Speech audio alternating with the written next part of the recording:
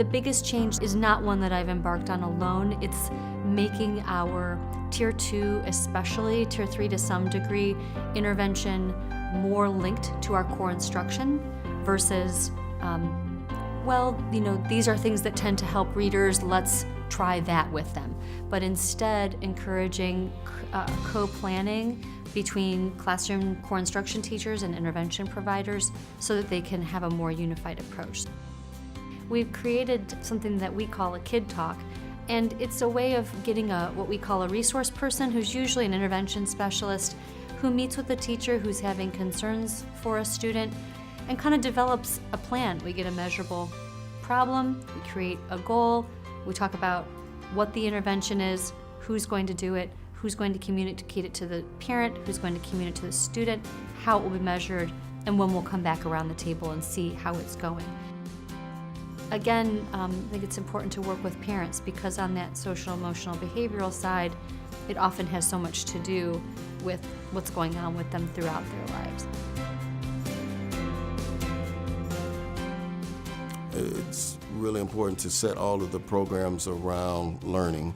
Everything is set around learning. So when I lead the master schedule process, I always have a representative there from, the administrator, teacher, and the student part of it, and that's what a lot of people don't have that. So we do town hall meetings every month, and I lead those town hall meetings along with, other educators as well as students.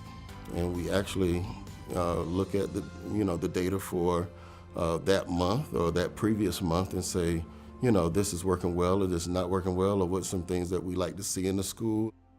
And also, every teacher serves as an advisor with 18, 20 kids. So that person becomes really influential of how this student is experiencing school with a positive relation with one adult, at least one adult in the building.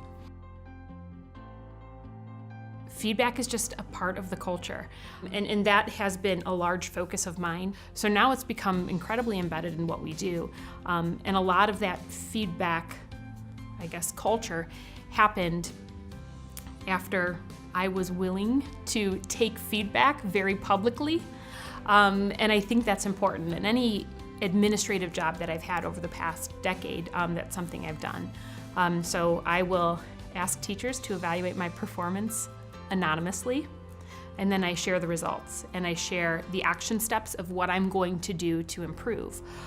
So then the process of them accepting feedback from me is much more open because it becomes a dialogue, and it happens in a very non-threatening way. We're always looking to build leaders inside of our building. So every teacher is a leader and every assistant principal or administrator is a leader in the building. So we're always looking to grow the assistant principals so they have more leadership capabilities.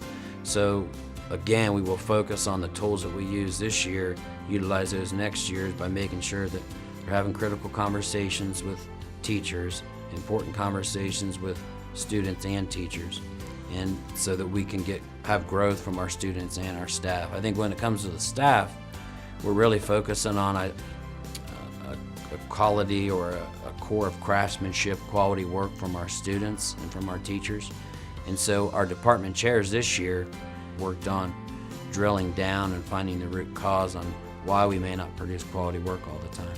So at the end of the year, we've came up with ways how we're going to share that with the staff for next year. And I think that's how we're going to start next year off. So we're going to let everybody know what quality work looks like from the district going down. And then we're going to share with them ways they can produce quality work in the classroom. So I know those are two goals right off the top of my head that we're going to look at and really focus on next year.